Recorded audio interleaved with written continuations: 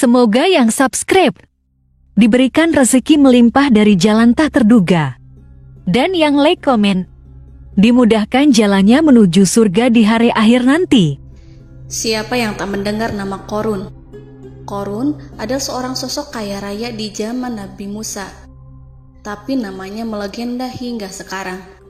Kisahnya diabadikan dalam Al-Quran, bahkan menjadi peribahasa atau ungkapan di masyarakat guna menggambarkan seseorang yang mirip dengan tabiatnya atau menisbatkan harta yang ditemukan terpendam dalam tanah sebagai harta Qorun. Qorun adalah miliarder kaya raya yang hidup sejaman dengan Nabi Musa. Saking kaya rayanya, Qorun setiap kali keluar dari rumahnya, ia didampingi dengan 300 pelayan laki-laki dan 300 pelayan perempuan. Qorun juga dikawal oleh 4.000 pengawal yang diiringi 4.000 binatang ternak, ditambah 60 ekor unta yang khusus membawa kunci-kunci gudang penyimpanan harta kekayaannya itu. Itu dilakukan semata-mata sebagai bentuk kesombongan bahwa dialah manusia paling kaya, paling terhormat, dan memiliki pengikut setia. Ia merasa lebih mulia dibandingkan Nabi Musa alaihissalam. Orang-orang tentu saja akan penasaran seberapa banyak harta kekayaan Qorun jika pengawal dan pembawa kunci gudang kekayaannya sebanyak itu. Lalu berapakah harta yang dimiliki Qorun yang disimpan dalam gudang-gudangnya tersebut? Sebelum saya melanjutkan, dimohon untuk menonton video ini sampai selesai supaya tidak ada kesalahpahaman dalam memahami isi cerita, serta mohon bantu channel ini semakin berkembang dengan cara tekan subscribe dan silahkan tinggalkan like serta komen positifnya. Semoga dukungan pemirsa Risalah Kehidupan bernilai pahala dan menjadi wasilah dimudahkannya segala urusan pemirsa sekalian. Pemirsa Risalah Kehidupan, di zaman sekarang banyak orang yang mengistilahkan rezeki yang tak terduga dengan istilah harta Qorun. Lalu dari manakah sumber harta kekayaan Qorun yang sangat luar biasa itu? Serta di manakah Qorun dan hartanya ditenggelamkan? Siapakah Qorun dan bagaimana kisahnya dengan Nabi Musa? Qorun merupakan kaum Nabi Musa alaihissalam. Disebutkan oleh Ibnu Jurayj, nama lengkap Qorun adalah Qorun ibnu Yashar, ibnu Qahis, ibnu Lawi, ibnu Yakub. Ia merupakan putra paman atau sepupu Nabi Musa alaihissalam. Pasalnya, Nabi Musa alaihissalam sendiri adalah putra Imran, sedangkan Imran adalah putra Qahis. Dengan kata lain, Qorun masih satu kakek dengan Nabi Musa alaihissalam, yakni kakek Qahis. Ia adalah umat Nabi Musa yang taat. Tidak hanya memiliki banyak harta, Qorun juga termasuk orang yang cerdas dan berilmu. Ia menguasai ilmu duniawi dan ilmu ukhrawi, dan tercatat bahwa Qorun adalah ahli di bidang kimia. Dirinya tercatat sebagai ahli kitab Taurat setelah Nabi Musa. Kepandaian Qorun dalam ilmu agama membuat dirinya sering disebut dengan ilmu nawir atau orang yang memberi cahaya dan penerangan. Suaranya terkenal merdu dalam membaca kitab Taurat. Selain itu, Qorun juga lihai dalam berbisnis. Ia mengetahui trik investasi yang menguntungkan serta jalur perdagangan internasional yang strategis di zamannya. Kekayaan Qorun begitu banyak sebagaimana tercatat dalam surat Al-Qasas ayat 76. Sesungguhnya Qorun termasuk kaum Musa, tetapi dia berlaku aniaya terhadap mereka. Kami telah menganugerahkan kepadanya pembendaharaan harta yang kunci-kuncinya sungguh berat dipikul oleh sejumlah orang-orang yang kuat. Dalam riwayat Khaisamah disebutkan, untuk mengangkut kunci gudang kekayaan Qorun dibutuhkan 60 bigol atau sejenis kuda kecil. Ukuran kuncinya sebesar jari, bahannya terbuat dari kulit dan setiap kunci digunakan untuk satu gudang. Maka keluarlah Qorun kepada kaumnya dalam kemegahannya. Para ulama tafsir menjelaskan Qarun keluar dengan baju mewah diiringi dengan 300 gadis berbaju merah dan 4.000 kendaraan kuda. Tak heran iring-iringan Qarun itu mengundang decak kagum mereka yang gandrung terhadap harta kekayaan. Sebagaimana yang terekam dalam Al-Quran, moga-moga kiranya kita mempunyai seperti apa yang telah diberikan kepada Qarun. Sesungguhnya ia benar-benar mempunyai keberuntungan yang besar. Quran Surat Al-Qasas ayat 79. Namun tak sedikit kaumnya yang mengingatkan, dan ingatlah ketika kaumnya berkata, janganlah engkau terlalu bangga. Sesungguhnya Allah tidak menyukai orang-orang yang terlalu membanggakan diri atau disebut farihin. Sebagian ulama menafsirkan istilah farihin di sana juga berarti takabur atau zolim, berbuat kerusakan, arogan, dan tidak mau bersyukur terhadap nikmat. Qarun dikisahkan memiliki ribuan gudang yang berisikan emas dan perak. Bila keluar rumah, Qarun selalu berpakaian mewah dan dikawal oleh 600 pelayan. Ia diiringi 4.000 ekor kuda dan 60 ekor unta yang membawa kunci-kunci gudang kekayaannya. Namun sayang seribu sayang, Qarun kemudian membangkang pada Nabi Musa dan menjadi pengikut setia Fir'aun. Mengenai dari mana asal-usul kekayaan Qarun, ada beberapa riwayat yang memberitakan tentang asal-usul kekayaan Qarun tersebut. Sumber pertama menyebutkan bahwa jauh sebelum memiliki kekayaan, Qarun hanyalah seorang lelaki miskin yang tidak mampu menafkahi keluarganya sendiri. Anaknya sangat banyak. Lalu suatu hari ketika Qarun datang kepada Nabi Musa, ia meminta Nabi Musa alaihissalam untuk mendoakannya agar Allah memberikan harta benda yang banyak. Qarun juga meminta Nabi Musa mengajarinya ilmu kimia dan ilmu-ilmu kehidupan lainnya. Qarun dikenal sebagai orang yang soleh dan mengikuti ajaran Ibrahim dengan baik, sehingga tanpa pikir panjang Nabi Musa alaihissalam menyetujui permintaannya.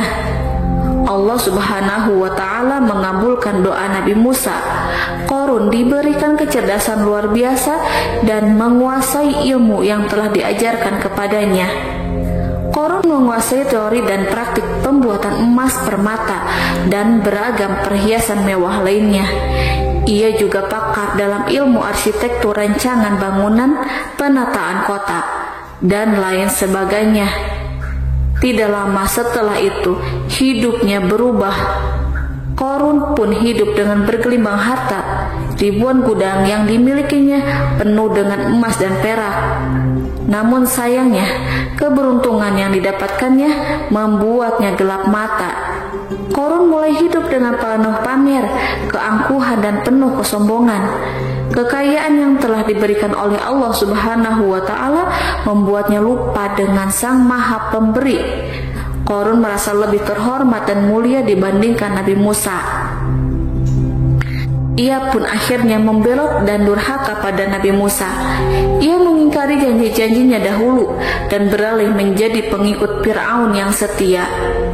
Loyalitas Qarun terhadap Fir'aun membuatnya diangkat menjadi kepala mandor yang membawahi ribuan pekerja. Dikisahkan bahwa Qarun bersikap semena-mena terhadap para pekerja. Ia tega memotong upah mereka. Ia melakukan korupsi demi membangun istana dan kemegahannya sendiri, dan untuk membangun gudang-gudang penyimpanan harta yang telah ia kumpulkan jauh-jauh hari. Ketika datang perintah zakat, Nabi Musa alaihissalam pergi menemui Qarun dan memerintahkannya mengeluarkan zakat sebesar 1 dinar dari setiap 1000 dinar, 1 dirham dari setiap 1000 dirham, 1 kambing dari setiap 1000 kambing, dan seterusnya. Setelah Qarun menghitung seluruh hartanya, ternyata jumlah zakatnya sangat besar. Kekikirannya pun mulai menghalangi hatinya untuk mengeluarkan zakat. Qarun enggan membayar zakat ketika Nabi Musa alaihissalam menagih zakat yang diperintahkan oleh Allah untuk ditunaikannya. Ketika Qarun diminta zakat, ia langsung marah dan tidak memberikan sedikit pun kekayaannya. Dia berpikir bahwa harta kekayaan yang dimilikinya didapat dari hasil kerja dan usahanya sendiri, dan tidak ada kaitannya dengan siapapun, termasuk Allah Subhanahu wa Ta'ala. Janji Qarun untuk lebih taat beribadah dan membantu sesama jika diberi kekayaan oleh Allah dilupakannya. Dia mempergunakan kekayaannya tersebut dalam kesesatan, kezaliman, dan permusuhan, sehingga membuatnya menjadi sombong dan terlena. Orang-orang beriman pada masa itu sering menasehati Qarun untuk bersyukur atas nikmat yang Allah berikan kepadanya, tetapi dia tidak mengindahkan nasihat tersebut.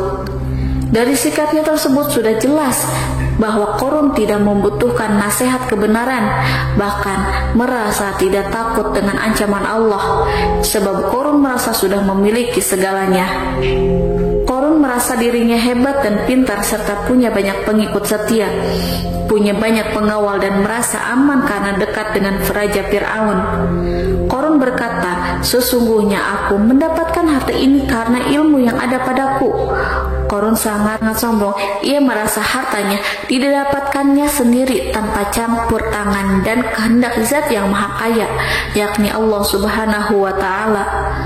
Apakah Qarun lupa ataukah ia tidak tahu bahwa Allah telah membinasakan orang-orang sombong sebelumnya, yang bahkan lebih kuat darinya, yang lebih kaya darinya, yang lebih banyak pengawalannya, lebih kokoh dan tak terkalahkan dibanding dirinya? Karena terdorong sifat kikir dan angkuh, maka Qarun membuat rencana untuk melakukan tipu daya agar dia terlepas dari kewajiban membayar zakat. Dia ingin menjatuhkan nama baik dan citra baik Nabi Musa alaihissalam. Kemudian dia mengumpulkan tokoh-tokoh konglomerat Bani Israel. Ia berkata kepada mereka, "Wahai saudara-saudaraku, terhadap apa yang diperintahkan Musa untuk membayar zakat, apakah kalian akan mematuhinya? Sekarang dia hendak mengambil harta yang ada di tangan kalian, maka pikirkanlah suatu cara untuk menghindari perintahnya."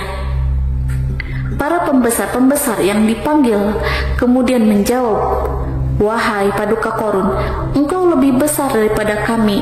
Kami akan melakukan apapun yang kau inginkan." Qarun pun berkata, "Datangkanlah kepadaku wanita cantik. Aku akan memberinya hadiah besar jika ia berhasil menggoda dan memfitnah Nabi Musa." Ketika wanita cantik yang diinginkan datang, Qarun memberikan kepadanya uang muka sebagai jaminan. Ia akan membayarkan seluruh yang dijanjikan ketika berhasil menjalankan misinya. Bukan hanya itu, Qarun pun berjanji akan menjadikan wanita ini sebagai istrinya. Dan keesokan harinya, Qarun mengumpulkan Bani Israel.